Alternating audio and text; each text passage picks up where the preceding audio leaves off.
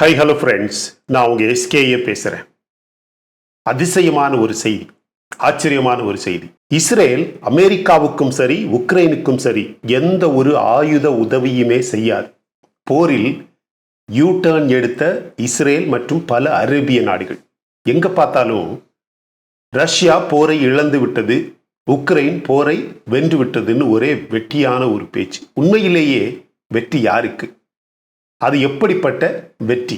அதனால யார் யாருக்கு எப்படிப்பட்ட லாபங்கள் நஷ்டங்கள் அப்படிங்கிறத இந்த வீடியோவில் தெளிவாக பார்க்கலாம் மை டியர் ஃப்ரெண்ட்ஸ். அது மட்டுமல்ல, நேற்று ஒருத்தர் ஒரு கேள்வி கேட்கிறாரு, அதான் ரஷ்யாவுக்கு போரில் தோல்வி வரப்போகுது, அப்படி ஒருவேளை ரஷ்யா தோல்வியை சந்திக்கும் நிலையில் சைனா ரஷ்யாவுக்கு உதவுமா அப்படின்னு ஒரு கேள்வி.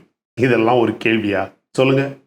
எல்லாமே பகல் கனவுகள். அது எப்படின்னு பார்ப்போம். உண்மையிலேயே ரஷ்யாவுக்கு தேவையான வெற்றி எப்போதோ கிடைத்து விட்டது அப்படின்னு சொல்லலாம் ஃப்ரெண்ட்ஸ். அது எப்படின்னு கூட பார்க்கலாம். ஆனால் அதிகமான பேரும் அதை ஒத்துக்கொள்வதே கிடையாது. ஒரு சில யதார்த்தவாதிகள் மட்டுமே இந்த உண்மையை ஓரளவுக்கு ஒப்புக்கொள்கிறார்கள். ரஷ்யாவின் பொருளாதாரம் இன்னும் கூட நிலைத்து நிற்கிறது. ரஷ்யாவின் பணவீக்கம் முற்றிலுமாக குறைந்து விட்டது. ரஷ்யா 10,09,000 சதுர கிலோமீட்டர் நிலப்பரப்பை உக்ரைனில் கைப்பற்றியுள்ளது. பல மில்லியன் கணக்கான உக்ரைன் மக்களை ரஷ்ய அரசுடன் இணைத்துள்ளது. ஐநா சபையில் 41% மக்கள், அதாவது 41% நாடுகள் ரஷ்யாவை எதிர்க்கவில்லை இன்று நடந்த ஓட்டில். அதாவது ரஷ்யாவின் போர் நடவடிக்கைகளை கண்டிக்க இந்த நாடுகள் மறுத்துவிட்டது. ரஷ்ய பணம் ரூபிள் $1 55 முதல் 65க்கு இடையில் வலுவாக மற்றும் நிலையாக உள்ளது. 2022ஆம் ஆண்டு இந்த ஆண்டு பிப்ரவரி மாதத்தில் $1 85 ரூபிள் என்று இருந்த பணம் இப்போது அதே அமெரிக்க டாலரை விட மிகவும் வலுவான நிலையில் உள்ளது. இத்தனைக்கும் அமெரிக்காவும் சரி, அனைத்து ஐரோப்பிய நாடுகளும் சரி, ரஷ்யாவின் அனைத்து பண நிறுவனங்கள், நிதி நிறுவனங்கள், தொழில் முறைகள், வியாபாரங்கள் போன்றவற்றை தடை செய்த பிறகும் கூட ரஷ்ய பணம் இன்னும் நிலையாக உள்ளது. இதுவரை 2 லட்சம் உக்ரைனிய வீரர்களை கொன்றுள்ளது அல்லது காயப்படுத்தியுள்ளதாகவும், உக்ரைனிய இராணுவ ஆயுதங்கள், பாகங்கள் அனைத்தையுமே அழித்து விட்டதாக ஆதாரங்களும் பல ரிப்போர்ட்டுகளும் உள்ளது.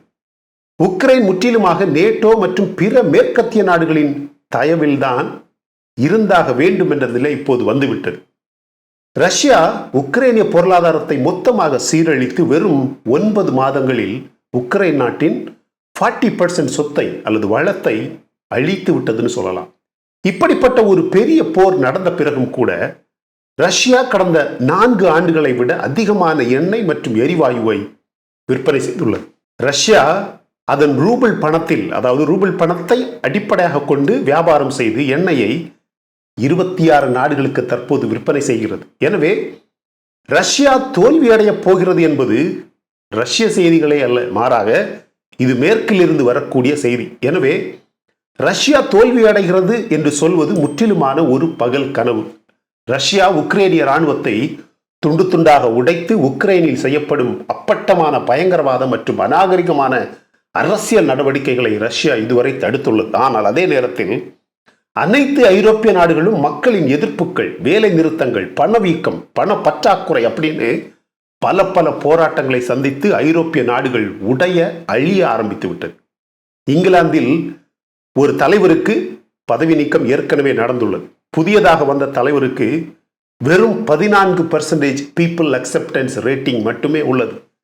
சவுதி அரேபியா, ஐக்கிய அரபு எமிரேட்ஸ் என அனைத்து நாடுகளும் அமெரிக்காவின் கோரிக்கைகளை மீறியது மட்டுமல்லாமல் ரஷ்ய அதிபர் புட்டின் அவர்களுக்கு ஆதரவாக பல திட்டங்களை இந்த நாடுகள் செய்த காரணத்தால் அமெரிக்கா உலக அளவில் பல சங்கடங்களுக்கு ஆளாகியுள்ளது. மேற்கத்திய நாடுகளை தவிர மற்ற நாடுகளின் மத்தியில் ரஷ்ய அதிபர் புட்டின் அவர்களை இதுவரையிலும் தனிமைப்படுத்த முடியவில்லை. மற்ற எல்லா நாடுகளிலும் புட்டின் பொதுவாக அவருக்கு கிடைக்கும் மரியாதையுடன் பெரியதாக இப்போது வரவேற்கப்படுகிறார். ஒரு விஷயம் உங்களுக்கு தெரியுமா? இந்த குட்டி நாடு, நம்ம குழந்தை நாடு ஸ்ரீலங்கா கூட இப்போது ரஷ்யாவிடம் மன்னிப்பு கேட்டுள்ளது. புட்டின் மேற்கத்திய நாடுகளுக்கு எதிரான மிகப்பெரிய ஒரு வரலாற்று சரித்திரமிக்க போர் ஒன்றை இப்போது வென்றுள்ளார். ஆனால் மேற்கத்திய நாடுகள் இந்த தோல்வியை தவிர்த்திருக்கலாம். எப்படின்னா, அப்படியே ரஷ்யாவை வெறுமனே ரஷ்யா பாட்டுக்கு விட்டு இருக்கலாம், அல்லது ரஷ்யாவுக்கு இவ்வளவு பொருளாதார தடை விதிக்காமல் இருந்திருந்தால் மேற்கத்திய நாடுகள் ஒருவேளை தப்பித்திருக்க முடியும். இப்படிப்பட்ட நிலையில் ரஷ்ய தோல்வி என்பது பகல் கனவு மட்டுமல்ல, மாறாக ரஷ்யாவுக்கு சைனா இதற்கு தேவை என்பதுதான் பெரிய கேள்வி. ஆனால் சைனா கண்டிப்பாக ரஷ்யாவால் லாபம் கண்டுள்ளது. Banking, settlements, more chips, more components, more trade and purchased more oil, இப்படின்னு பல லாபம் சைனாவுக்கு கண்டிப்பாக உண்டு. இந்த லாபங்கள் நமது நாடு இந்தியாவுக்கும் உண்டு. அப்படியானால் இட்ஸ் அ மியூச்சுவல் வின். இதில் உதவி என்பது எதுவுமே கிடையாது, மாறாக புத்திசாலித்தனமான வியாபாரங்கள் அப்படின்னு சொல்லலாம். ஆனால் போர் அல்லது ஆயுதங்களில் ரஷ்யாவுக்கு எந்த உதவியுமே சைனாவிடமிருந்து தேவை கிடையாது. எனவே அவமானம் தாங்காமல் மேற்கத்திய நாடுகளின் தலைவர்களும் மக்களும் போலியான பிரச்சாரங்களை செய்கிறார்களே தவிர ரஷ்யா எப்போதோ இந்த போரில் வென்றுவிட்டது. அது மொத்த உலகுக்கே தெரியும். இப்போது இருக்கக்கூடிய மீதியான சிக்கல் அமெரிக்கா பொருளாதாரத்தை பாதுகாப்பது. அமெரிக்க பொருளாதாரம் பாதிக்கு மேல் குறைந்து விட்டது. இன்ஃப்ளேஷன் 40 ஆண்டுகளுக்கும் அதிகமான அளவில் உயர்ந்து விட்டது. அவர்களின் டாலரின் விலை அமெரிக்காவின் பொருளாதார அளவீடே கிடையாது. இதை நான் எப்பவோ சொல்றேன். அமெரிக்காவின் தொழில்நுட்ப நிறுவனங்களின் பணம் பாதிக்கும் அதிகமாக காலியாகிவிட்டது. பல அமெரிக்க நிறுவனங்கள் அவர்களது பல கிளைகளை உலகம் முழுவதும் அடைக்க தொடங்கிவிட்டார்கள். பல நிறுவனங்கள் வேலை செய்பவர்களை வேலையை விட்டு நீக்கம் செய்ய ஆரம்பித்து விட்டார்கள். சம்பளம் இல்லை, போனஸ் இல்லை. அவர்களது ஷேர் மார்க்கெட் பாதியாகிவிட்டது. இப்போது ரஷ்யாவுக்கும் உக்ரைனுக்கும் நடக்கும் போர் என்று சொல்லப்படுவது மேற்கத்திய நாடுகள் அவர்களுக்கு கிடைத்த தோல்வியை ஏற்க மறுத்து இன்னும் அதிகமான உக்ரைனிய மரணங்கள் வந்தாலும் பிரச்சனை இல்லை, சிக்கல் இல்லை. ஆனால் போலியான பிரச்சார போரை தீவிரமாக செய்வோம் என்று இழுக்கப்படும் ஒரு போர் இது. அதை இழுப்பது மேற்குலக நாடுகள். ஆனால் இந்த போரினால் புட்டினுக்கு உக்ரைனில் பல லாபங்கள், நன்மைகள் உண்டு. உண்மையிலேயே ரஷ்யாவிலும் சரி, பல உலக நாடுகளிலும் சரி, புட்டின் அவர்களின் பொது மரியாதை தற்போது அதிகமாகிவிட்டது. ஆனால் அது மறைக்கப்படுகிறது. உலகத்தின் மிக சக்தியான தேசம் என்று சொல்லப்படும் உலகின் அதிபணக்கார நாட்டின் போலி பிரச்சாரத்தை, அமெரிக்காவின் போலி பிரச்சாரத்தை அவர் வென்றுவிட்டார் என்பதை மொத்த உலகமும் அறிந்து விட்டது. ஐரோப்பிய நாடுகள் முழுவதுமாக மக்களின் எதிர்ப்புகள், வேலை நிறுத்தங்கள், கோபமான குடிமக்கள், வன்முறைகள், தாக்குதல்கள் என பல கும்பல்களால் பல நாடுகள் சூறையாடப்பட்டுள்ளது. 5 ஐரோப்பிய நாடுகளில் ஆட்சி மாற்றம் நடந்துள்ளது. இங்கிலாந்தில் ஆட்சி மாற்றம் நடந்து ஒரு சில மாதங்கள் ஆகியுள்ளது. ஆனால் அடுத்த மாற்றம் எந்த வினாடியிலும் நடக்கலாம் என்று சொல்லப்படுகிறது. மேற்குலகின் பொய்யான நாடகங்கள், பொய்யான முகங்கள் தோலுரிக்கப்பட்டுள்ளது.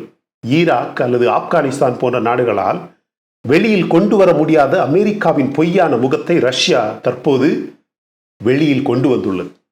ஒரு மல்டி போலார் உலகத்தை உருவாக்க புட்டின் ஆசைப்படுகிறார். அதற்கு தன்னுடைய நாட்டை கூட பலியாக்குகிறார் என்பது வெளியில் வந்துவிட்டது. இது பல ஆப்பிரிக்க நாடுகள் மற்றும் மத்திய ஆசிய நாடுகளால் வெளிப்படையாக ஒப்புக்கொள்ளப்படுகிறது. இந்தியா போன்ற நாடுகளால் பாராட்டப்படுகிறது. பொருளாதார தடைகளில் இருந்து தப்பி பிழைப்பது மட்டுமல்லாமல் ஒரு வலுவான எதிர்காலத்திற்காக அவரது பொருளாதாரத்தை காப்பாற்ற அவரே பல விஷயங்களை தானாகவே கணிக்க ஆரம்பித்தார். அதை பற்றி நம்ம எப்பவோ நம்ம வீடியோக்களில் பேசியிருந்தோம். அது சாலமன் தீவுகள், சவுதி அரேபியா, சைனா மற்றும் இந்தியா போன்ற நாடுகள் ரஷ்யாவை, புட்டின் அவர்களை நேரடியாக ஆதரிக்க ஆரம்பித்து விட்டார்கள். பொருளாதார தடைகள் என்பது மொத்த உலகத்தை அழிக்கும் ஆயுதமாக அமெரிக்கா அல்லது மேற்கத்திய நாடுகள் பயன்படுத்த முடியாது என்ற நம்பிக்கை தற்போது உலக நாடுகளுக்கு வந்துவிட்டது. 15 ஆண்டுகள் ஆன பிறகும் கூட ஈரானில் உணவு, எரிபொருள், எரிசக்தி மற்றும் தொழில்நுட்பம் எதுக்குமே பஞ்சமே கிடையாது. நல்ல தலைவர் இருந்தால் எந்த தடைகளையும் தோற்கடித்து எந்த ஒரு பொருளாதாரத்தையும் வலுப்படுத்த முடியும் என்பதற்கான ஆதாரம்தான் ரஷ்யாவும் புட்டின் அவர்கள். புட்டின் அவர்களின் உலகளாவிய பிம்பம் மிகப்பெரிய அளவில் தற்போது உயர்ந்து விட்டது. ஆனால் ரஷ்ய மக்களுக்கு அவர் மீது ஒரு சின்ன கோபம் உண்டு. எதுக்கு தெரியுமா? ஏன் இந்த மனுஷன் இன்னும் கூட புட்டின் ஒரே அடியாக உக்ரைனை அழித்து நாசமாக்கவில்லை என்ற கவலை ரஷ்ய மக்களுக்கு இருப்பதாக தெரிகிறது. Putin is doing a terrific job. நபுல்யானா, மெத்வதேவ், லாவ்ரோவ் என அனைவருமே புட்டினுக்கு மிகவும் பக்கபலமாக இருப்பது இன்னும் பல வெற்றிகளை ரஷ்யாவுக்கு கொடுத்து கொண்டே இருக்கிறது. உக்ரைன் இந்த போரில் தோல்வியடைந்து பல மாதங்கள் ஆகிவிட்டது. ஆனால் போர் நடந்த 9 மாதங்களில் கடந்த 7 மாதங்களாக ரஷ்யாவை எதிர்த்து போர் செய்வது அமெரிக்காவும் நேட்டோவும், உக்ரைன் கிடையாது. அவர்களும் இப்போது தோல்வியை சந்திக்க ஆரம்பித்து விட்டார்கள். அமெரிக்காவின் நட்பு நாடு இஸ்ரேல் உக்ரைனுக்கு ஆயுதங்களை கொடுக்க முடியாது, அனுப்ப முடியாது என்று சொல்லி வெளிப்படையாக மறுத்துவிட்டது. இனிமேல் உக்ரைனுக்கு ஆதரவு இல்லை என்று சொல்லி இஸ்ரேல் பகிரங்கமாக அறிவித்து விட்டது. ஐக்கிய அரபு எமிரேட்ஸ், சவுதி அரேபியா போலவே ரஷ்யாவுக்கு எதிராக இஸ்ரேல் இனிமேல் எதுவுமே செய்யாது என்று அறிவித்துள்ளது. ஏற்கனவே அமெரிக்கா, ஐக்கிய அரபு எமிரேட்ஸ், சவுதி அரேபியான 2 நாடுகளில் இருக்கும் தங்களுடைய படைகளை திரும்ப எடுப்பதாகவும் அவர்களுக்கு இனிமேல் அமெரிக்கா ஆயுத வியாபாரங்களை செய்யாது எனவும் பேச்சுக்கள் வந்தது. ஆயில் அண்ட் கேஸ் வியாபார பேச்சுவார்த்தைகளில் இந்த எனிமிட்டி, இந்த பகைமை அமெரிக்காவுக்கு, முக்கியமாக சவுதி அரேபியாவுக்கும் ஏற்பட்டது. இனிமேல் அமெரிக்கா எல்லா பக்கத்திலும் தனிமை. இந்த போர் இப்படித்தான் தலைகீழாக மாறும்னு நம்ம எப்பவோ சொல்லியிருந்தோமா இல்லையா? நீங்களே சொல்லுங்க. அதனால தான் சொல்றேன் மை டியர் ஃப்ரெண்ட்ஸ், அமெரிக்கா முற்றிலுமாக தனிமைப்படுத்தப்பட்டு விட்டது. இஸ்ரேல் கூட இந்த போர் விஷயத்தில், ரஷ்யா உக்ரைன் போர் விஷயத்தில் அமெரிக்காவை எதிர்க்க ஆரம்பித்து விட்டது அப்படின்னு சொல்லலாம். அதற்கான ஆதாரங்கள் வெளிவந்துள்ளது மை டியர் ஃப்ரெண்ட்ஸ். இஸ்ரேல் உண்மையிலேயே அமெரிக்காவுக்கு எதிராக செல்லுமா? அப்படி சென்றால் கெத்துதானா அப்படிங்கிறத, இது உண்மையிலேயே ரஷ்யா, இந்தியா, இஸ்ரேல் இந்த நட்புக்கான ஒரு கூடுதலாக இருக்குமோ அப்படிங்கிற எண்ணம் உங்களுக்கு வருதா? வந்துச்சுன்னா கமெண்ட் செக்ஷன்ல பதிவு பண்ணுங்க மை டியர் ஃப்ரெண்ட்ஸ். இந்த 3 கூட்டாளிகளும் ஏதோ திட்டங்கள் போடுறாங்களோ அப்படிங்கிற எண்ணம் உங்களுக்கு வருதா? வந்துச்சுன்னா கமெண்ட் செக்ஷன்ல பதிவு பண்ண மறந்துடாதீங்க.